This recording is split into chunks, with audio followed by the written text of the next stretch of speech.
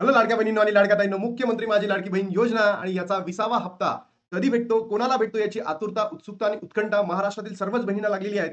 तर लाडक्या बहिणींनो, आज जी-आर येणार का? आज जी-आर येणार का? तर याची दाट शक्यता वर्तवली जात आहे, की आज जी-आर येणार आणि 19 तारखेपर्यंत तुमच्या अकाउंटला पैसे जमा होणार. तर लाडक्या बहिणींनो, आज जी-आर येणार का? याची 100% गॅरंटी आहे का? याची 100% गॅरंटी नाही. मग तारीख फिक्स झाली आहे का? येस, 19 तारीख फिक्स झाली आहे लाडक्या बहिणींनो. या दिवशी तुम्हाला म्हणजे गुढीपाडव्याच्या पूर्वसंध्येला पैसे भेटणार म्हणजे भेटणार.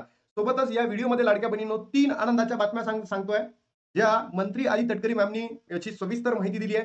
सोबतच एक दुःखाची बातमी सुद्धा आहे आणि ही दुःखाची बातमी पहिले सांगतो आणि त्याच्यानंतर आनंदाच्या बातमी तुम्हाला देतो. कारण लाडक्या बहिणींनो, या मार्च नंतर आता तर ठीक आहे, फेब्रुवारी आणि मार्च हप्ता आपल्याला भेटेल, पण जेव्हा फायनान्शियल इयरची सुरुवात होईल 1 एप्रिल पासून, तेव्हा अनेक लाडक्या बहिणींचा लाभ बंद होणार आहे. भलेही आपल्याला कोणी पोस्ट करून सांगितलं असेल, तरी सुद्धा लाडक्या बहिणींनो, असंख्य लाडक्या बहिणींचा लाभ बंद होणार आहे. बघा, लाडकी बहीण योजना, लाडक्या बहिणींना मोठा धक्का, ₹1500 मिळणं कायमचे बंद होणार आहे. पण हे आता नसेल लाडक्या बहिणींनो, हे कधीपासून असेल सांगू का तुम्हाला?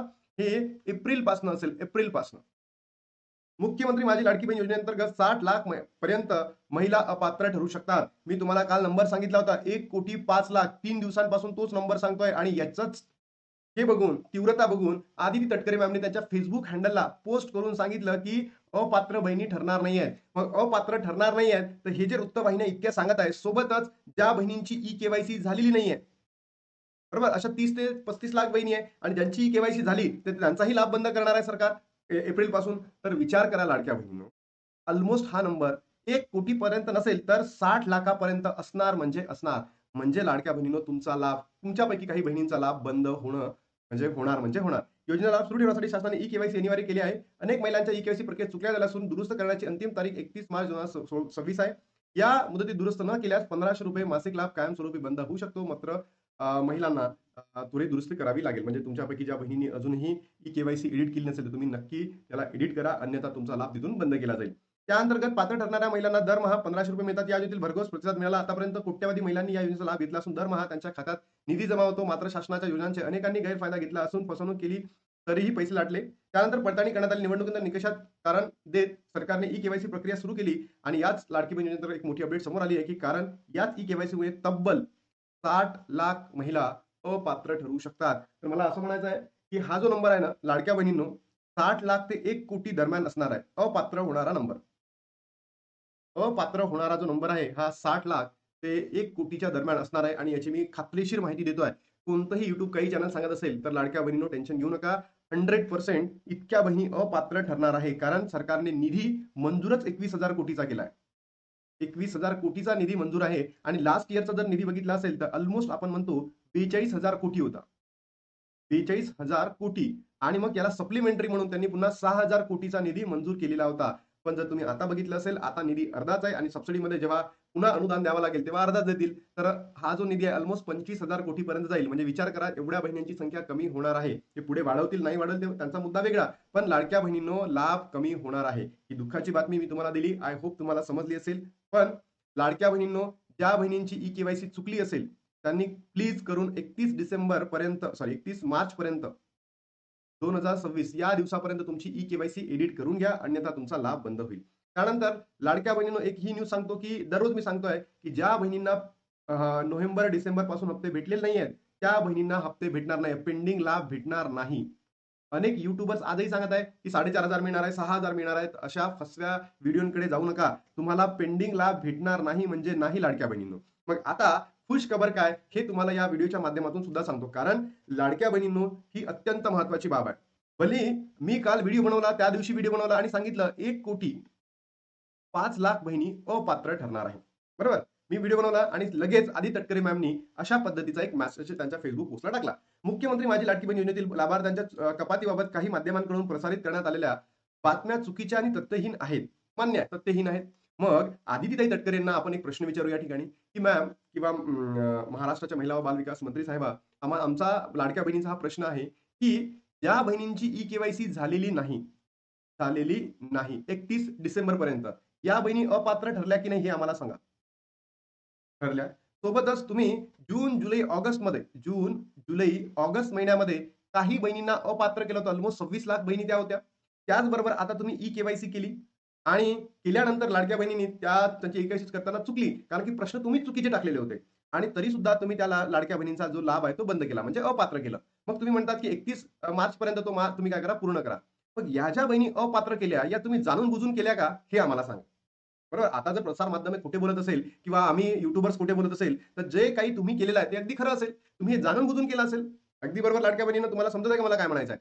तर लाडक्या बहिणींनो, ही तर एक आपल्यासाठी एक बाब आहे, की यांनी सांगितलंय, प्रतिपादन दिलंय.